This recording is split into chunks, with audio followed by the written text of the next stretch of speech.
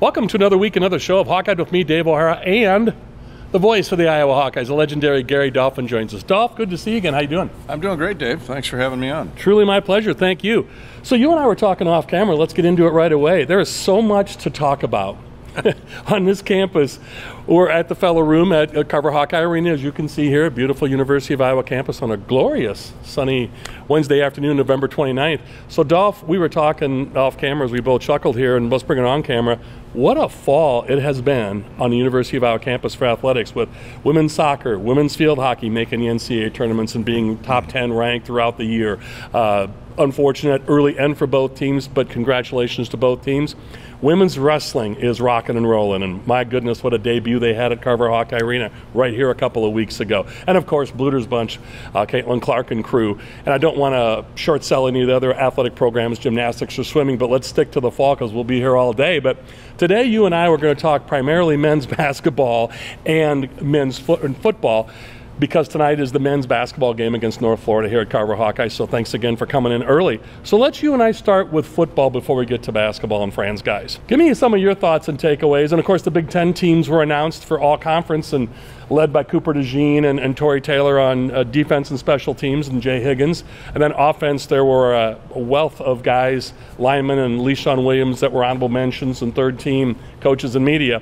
But let's stick to the team at large right now in general. Your takeaway this early through the season, Dolph. Yeah, 20 players named all conference, 12 on defense, which makes total sense. Yeah. Of course, I'm really happy for LeSean Williams, number one. Cooper DeJean, I figured he would get the defensive back of the year award, and they gave him the punting or special teams award as well, yep. Punt returner. So that's terrific, because the guy's got so much Niall Kinnick, Tim Dwight, Christian McCaffrey in him, little bits and pieces. Yeah. And he's got a lot to prove to come up to that level of those three, but he's got a lot of great football ahead of him. I talked to him last week at Nebraska, and he's happy to report that his leg is healing nicely. Same type injury that the young guy from Zach Zinter from Michigan yes. Incurred against Ohio State last Saturday. Their best offensive lineman. That's a big loss for the Wolverines. But you know, if you read the national writers, I get a kick out of it. Iowa's got no chance in this game, and they've been a punchline offensively all season long. And you know, half these guys that are throwing barbs at Iowa probably never wore a jockstrap in their life. So, I always make the joke, guys, the cup goes to the front, not the back, right? They've never worn one in their life. You're right. Obviously, Iowa's had some issues on offense in terms of points and yardage, but the bottom line is most of those games are in the left-hand column. Yep. 10-2, you can stretch it, twist it, turn it any way you want. It's 10-2. They're West Division champs by 2 games, I might add. And now they are heavy underdogs going into the Michigan game on Saturday night. And Michigan is a great football team. This might be the fastest defense they've ever had in Ann Arbor. Is it the best? I'll tell you what, I saw the one 2 years ago in Indy, and with Aiden Hutchison leading the way, and they had great linebackers, really strong down linemen. Might not be as fast as this Michigan team, but it's every bit as talented 2 years ago. That said, Michigan is good on both sides of the line of scrimmage. J.J. McCarthy is the real deal. Their offensive line is big and quick off the ball. They got 2 outstanding running backs, actually great running back in Corum, and an all-purpose back in Donovan Edwards. Yep. The 2 tight ends, particularly the young guy who transferred in from Indiana this year, after Eric All transferred to Iowa, yep. He had a great game against the Buckeyes. But I'm so confident in the Iowa defense, Dave, led by those linebackers, Higgins and Jackson, the top 2 tacklers in tandem in the Big Ten this year. You know, Joe Evans has had a knockout year, which we knew he would. And Ethan Hurkett jumps in there on Friday at Lincoln, and Deontay Craig, they rested him precautionary, but Deontay will be back. So they've got Phil Parker's plug and play is just so doggone consistent and steady year after year after year. I get asked that question more than any. What is it about Iowa's defense? They're just smart. They're cerebral. Yep. They stay in their lane. They guard their yard. They play their gaps. They don't jump in and out of gaps. There's a lot of movement, but Phil Parker has them so disciplined and they're eye watchers. They tell you one and all. They're always watching the quarterback's eyes, and from that they get a great read. Yeah. And then when you add in the best punter in the country, in my view, and Tory Taylor, for a lot of reasons, hang time, placement. He talks to the football when it's on its way down. Okay, stop at the 4 and come back up 5 yards. I've said all year that the special teams and the defense are joined at the hip. They are one and the same. And that's why I think Iowa's got a chance. Dolph, let's take our first quick break here. We've got into it big time here in this first segment, and I love it. Great to see you again. In the past, we've done this. This is our annual visit with you, and from Carver Hawkeye Arena, and overall the past other umpteen years you've joined me on radio. Good to see you again. Thanks for joining us. And buckle up, folks. Dolph's going to join us for the next 2 segments as well for the whole show. He's the voice of the Iowa Hawkeyes, legendary Gary Dolphin. And I'm Dave O'Hara with Hawkeye. We'll be back with more in just a few moments. To have a strong finish, you need an excellent start.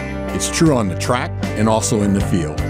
That's why Merschman Seeds works tirelessly to deliver cutting-edge technology year after year.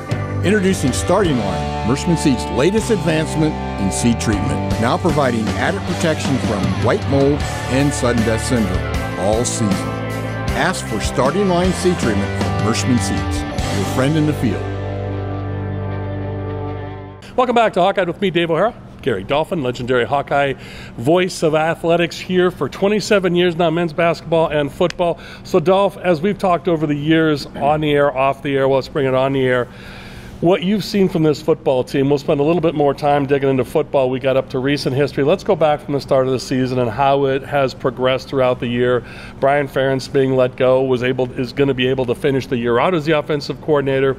You add in Cade McNamara going out in the fourth, I believe it was the middle of the 4th game. You've got Eric All going down with an injury. Luke Lachey before that with an injury. All guys lost for the year. And now Cooper DeJean done for everything the last couple of games. And now, obviously, the Big Ten championship game and the bowl game.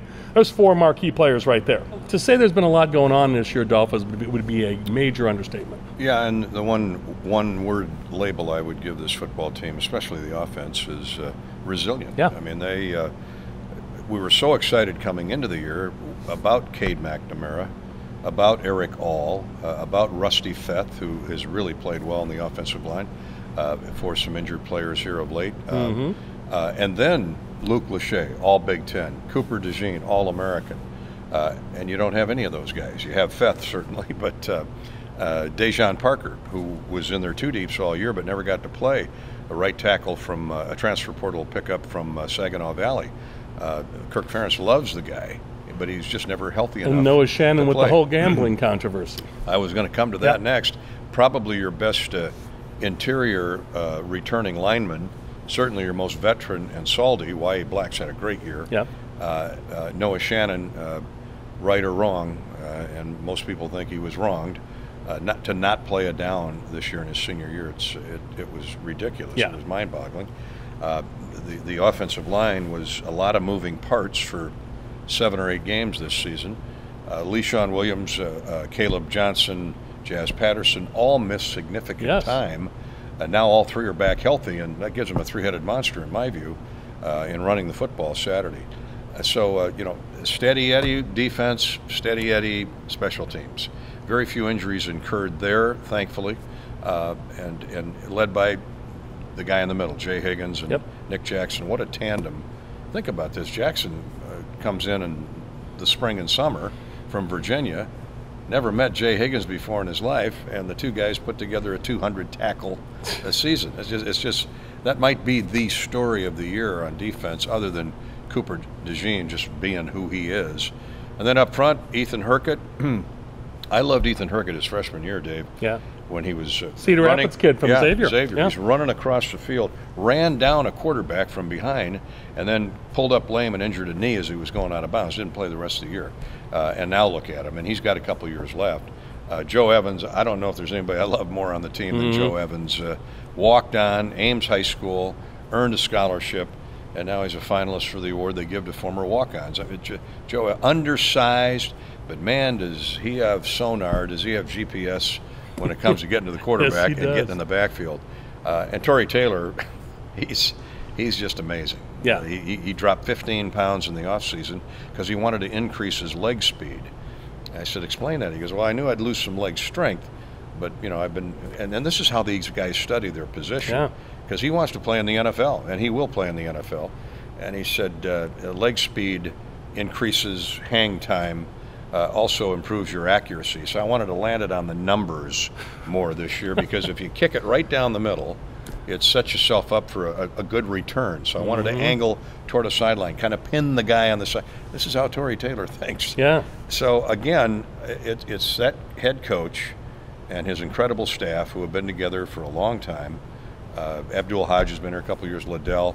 I mean, Kirk always finds the right guys, many of them former players. Yeah. They know the Iowa system. They know what kind of players they want. They've been doing it for 25 years, and I mean, who can argue with 22 bowl bids out of 25 seasons? Yeah, hard to argue with that. Dolph, you've called it all year. You've had a front row seat from the press box. You've seen it all. What a year Jay Higgins has had. He obviously has the patience of Job. Yes. But he also is a quick study. He's a learner. And he's been watching Jack Campbell and Seth Benson and others for the past couple years. And just to sit there and work hard, go hard, and practice every day, knowing that he's not going to play ahead of Jack Campbell. And he was spelling Seth Benson a lot, and he was getting a lot of time on special teams, and that comes back to the Iowa way. You cut your teeth on special teams, and if you perform well there, you're going to see the field. And so I love the guy. He is one of, wasn't heavily recruited. I think Kirk mentioned he had a couple MAC Mid-America Conference offers. Tough kid out of Indy, and look at him now. And now he's going to his hometown. How fitting is that? Yes. That Jay Higgins gets to play in a Big Ten championship game in Indianapolis. You don't think he'll be stoked? He'll be flying all over that turf on Saturday. Well, he already said his dad is hitting him up for tickets. So family, friends, coaches. He doesn't have enough tickets. No, he didn't have enough. That's for sure. But I'll tell you, Dolph, that's the fun part of this year, is to see guys like Jay Higgins. That's one of many. LeSean Williams, as you and I both talked about it. It's just great to see some of these guys, when they've gotten their opportunity, haven't complained, haven't moaned. They just stepped in when they were ready. And as you said, they bided their time, patience of Job, well stated by you. And then they observed, and then it was time. They hit their mark and ran. One position group we really haven't talked about is wide receiver. And Deacon's going to have to hit some plays in the passing game, because Michigan will be like everybody else. They're going to overload the tackle box. Hawks will probably go a lot of 3 tight ends, 1 wide receiver, 1 running back for a few series or quite a few plays to keep Michigan, because they're going to blitz Big Deacon. It's coming. Yep. And he's going to have to get rid of the ball and make some plays in the passing game, because they're going to gang up on the run. But Iowa's seen that all year, and so their timing on those middle zone blocking schemes has been much, much better. And when you got a guy with the heart of LeSean Williams, that should open up some things for Nico Reganey and Seth Anderson, and hopefully Caleb Brown is back completely healthy. Even if he's 85-90%, that kid can really fly, and he's going to take coverage with him, so that'll help. And all 3 of those guys have had big catches throughout the year, and even Deontay Vines. When all those guys are healthy, when when Deacon is needed to go to them, or Cade McNamara, they've made some big catches for big games. But Dolph, what a year it has been. Can't wait to look into the bowl season after this Big Ten championship game against Michigan on Saturday in Indianapolis, as you said. 10-2 Hawkeyes, 7-2 in the Big Ten, as you said, a 2-game gap to win the Big Ten West. What a year it has been. So let's you and I take a brief pause, and when we come back, we'll close out talking about Fran McCaffrey's guys, the men's basketball team here at the University of Iowa. Folks, he is Gary Dolphin, longtime legendary voice of the Iowa Hawkeyes, 27 years now calling men's basketball and football here at the University of Iowa. If you're in Dubuque, or when you're in Dubuque, go to Gary Dolphin's Iron Bar. I was there. I told you this last summer. Yes, you were. Yes, what a great place that is, and just a chance to kick back, enjoy some good food and drink, and rest and relax. So go to Gary Dolphin's Iron Bar in downtown Dubuque, and you'll be glad you did. The old mill work area. The old factory district, yeah. I mean, if you like, if you're a rabid Hawkeye fan, you'll like all the memorabilia hanging around, and we've got a great outdoor courtyard that'll seat a couple hundred people with a jumbo flat screen out there, big gigantic. That's where I was. Even when it was warm, it's shaded, so it's very nice. Yeah, and Hawkeye game day, it's packed out there in September, October, November. Great year, and who wouldn't want to watch this Iowa team, right? Well stated. And what better place than Gary Dolphin's Iron Bar in Dubuque? So we'll be back with more to close out the show of Hawkeye. I'm Dave O'Hara. He's Gary Dolphin. Back with more in just a few moments. Who do you trust to produce the best yield? A seat company that's chasing technology, or a seat company that's writing a book on it? Merschman Seeds is a leader in technology. We're independent and family-owned. Our sister company, MS Technologies, provides access to world-class traits and genetics. And our starting line seed treatment is second to none. Who can you trust with your yields? Merschman Seeds, your friend in the field. Welcome back to Hawkeyed with me, Dave O'Hara. Gary Dolphin joins us. You've been kind enough to join us throughout the show, our third and final segment here. Dolph, of course, the legendary longtime voice of the Iowa Hawkeyes, men's football and men's basketball. So, Dolph, let's get into Franz, guys, this year. What a game it should be. We're going to get to see more tonight against North Florida. We're here at Carver Hawkeye Arena. As you can see, the beautiful Feller Room here. Pre-game Wednesday night or Wednesday afternoon late before the Wednesday night game here on November 29th. So, Dolph, we've seen 6 games so far of the Hawkeyes. Been 4-2, lost to a tough Oklahoma team, a little tougher than some people thought. Gave Creighton a good fight early in the year when Creighton was ranked 8th, and now they're in the top 15 or 16. Greg McDermott's guys from Omaha in Creighton. But what a season it has been to see the development of new young talent. We realized or figured, Peyton Sanford is going to do some big things. I think Ben Krikke has been as advertised and even more, Dolph. I agree with you. I mean, Ben's, he and Peyton Sanford are leading the team in scoring. Ben's actually the leading scorer with 18 points and 5 rebounds. Mm-hmm. And he led the Missouri Valley in scoring a year ago, Dave, as you know, 21.7 rebounds. So his numbers, when they transcend or carry over to the Big Ten, or the Iowa Hawkeyes, Big Ten's coming down the road quickly. He's keeping that level of high quality play going. Now, this game with North Florida is important because it's the only one this week before they face number 1 ranked Purdue at Mackey Arena on Monday night, and so that's good and bad. I mean, they can rest up the legs because next week, coming in succession, Purdue at Iowa State and then home to Michigan.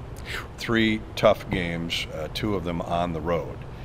But I think they're ready for it. I'll tell you, that Creighton game really told me a lot. Yes. About this Iowa, the character, Fran's ability, his staff's ability. Matt Gatens had the scout for that game to coach him up.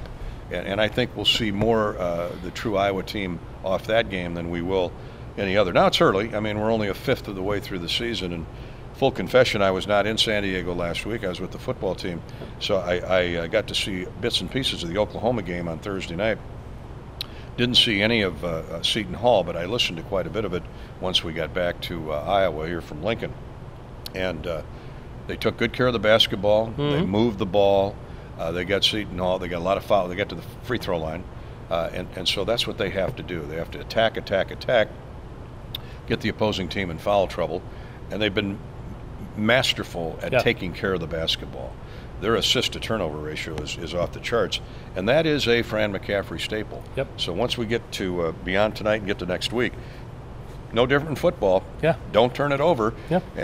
And rebounding. Rebounding is better. They know it's got to get better than better. And if that happens, then they're not giving up as many second shots. And to your point, great show the other night with your first show for this season with Fran McCaffrey and Bobby Hansen. And again, viewers, go to the YouTube channel for Iowa Hawkeye Athletics, or depending on what your cable or local TV provider is on various TV channels. But I thought, and your great work with Kirk Ferentz all year during your coach's show with him too, very good insights. But what I loved about what Fran had said to you and Bobby, I don't think the media is I think the media is kind of sleeping on this team, and Fran seems almost like with that Cheshire grin of like, okay, go ahead and underestimate us. Kirk has done a great job, Ferentz, with taking that over from Harbaugh in Michigan as, nobody likes us, everybody hates us mentality. But I think Fran is just sitting back with the talent you just mentioned, and not to mention DeSante Bowen was leading the country there for a while with assist-to-turnover ratio with like 18 assists to 2 turnovers. Of course, Tony Perkins is going to be rock solid. We talked about Krikke and Peyton, but Patrick McCaffrey. And then that line change you makes with those freshmen, Dembele, and with Freeman and Harding, and then you've got Dix coming back from last year. Price Sanford and hopefully Evan Bronze, as Fran had told you, would like to get some more time. There's 10, 11 guys. Now we'll see as the year goes on. As you know, Dolph, when you mentioned those games with Michigan or Purdue, Iowa State, and Michigan upcoming, and as we get deeper into the Big Ten season, we'll see how those minutes are meted out. That's going to be interesting to see. Yeah, I don't think he'll ratchet things down until we get to January. By then, he'll have 5-6 more games against quality competition. Northern Illinois has got a good team. They come into Carver in late December. But next week is particularly for the freshmen. Now, that's why San Diego last week and Creighton, those were great games on the scheduled by the coaches. Because you want to throw a few tough ones in there. You don't want your first-year players getting down mentally on each other against powerhouse after powerhouse. Get some games you know you can win, you can play well, and the Hawks have been consistent in that area. Now they didn't shoot well against Oklahoma, but back-to-back games like that against quality, Big 12 and Big East opponents. Was much more like what you'll see in the NCAA tournament. Yes. And as Fran pointed out the other night, and we get a day off in between.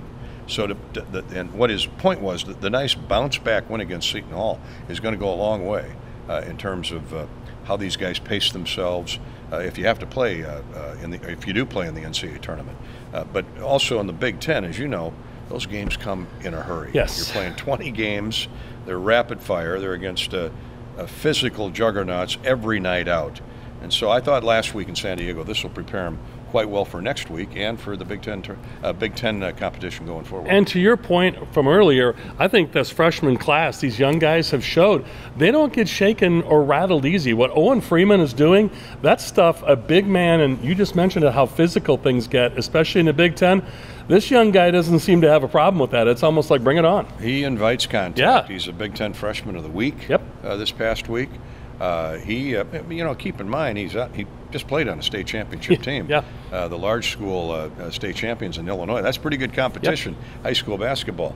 And they've got two Mr. Basketballs. They've got Price Sanford from Iowa, and, of course, Brock Harding, the Owens teammate at Moline High, at the point guard. And he doesn't take guff from anybody. No, he does not. He gets after it. And he's just a skinny kid right now, but he's going to get stronger and tougher if that's possible. But he's so headstrong. Yeah. And I do want to bring up, you mentioned Josh Dix.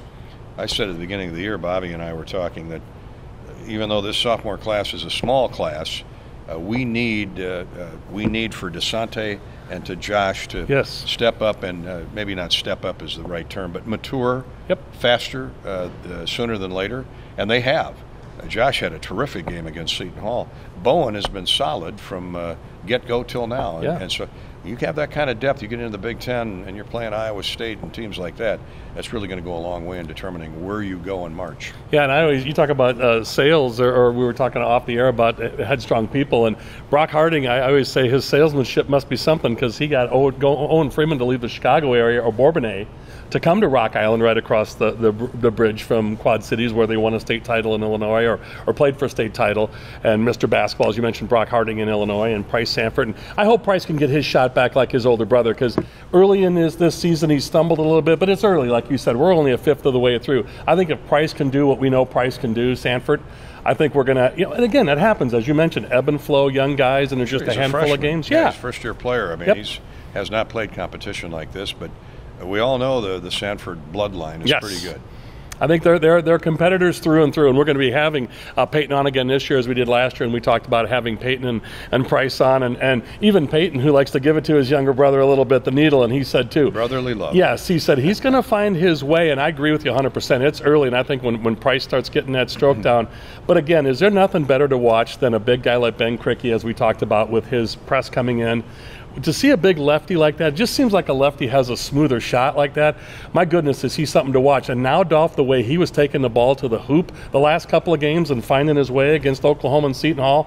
You mentioned it earlier, I mentioned it earlier, but previous to that, Ben Krikke is something I think we're all going to be very happy by the end of the year. That mid-range jump shot he showed at Creighton, in a tremendous arena setting with 18,000 people that didn't like him, and his step back left-handed swoosh of the brush. Over a 7-footer like Kalkbrenner is no easy task. Well, they knew that Kalkbrenner wasn't going to chase him out. That's right. To the wing, and so Ben said, "I'll keep shooting it." He's shooting 62% from the field. He's 6'9", he's 240 pounds, and he's not afraid of contact. He can rebound. He is he is everything we thought he could be, and then some. Yeah. And hopefully he stays healthy. He paces himself to where he can go 30, 31 games, and we know he can. Dolph, it's always fun stuff. The time goes so quickly. Have a great call tonight. We're here at Carver Hawkeye Arena in the Fellow Room, as you can see, on Wednesday afternoon before the Wednesday night tip on November 29th against North Florida. So, Dolph, it's always great seeing you, and thanks so much. You too, Dave. Glad to be here. Truly my pleasure. For Gary Dolphin, the voice of the Iowa Hawkeyes, longtime legendary, into 27 years now, calling football and basketball for the University of Iowa men's teams. Of course, getting ready for that Big Ten championship game as well. So for Gary Dolphin, I'm Dave O'Hara on Hawkeye, and thanks to my production partner, Michael Merrick, and to you, the viewers. For Hawkeye, that's all from me. Thanks to all of you. And as always, thanks for staying tuned at the end of the program for these rolling credits to give our advertisers and sponsors the attention and credit they so richly deserve. And as always, to our aforementioned guests and to you, the viewers. That's all from us at Hawkeye. Thanks to all of you.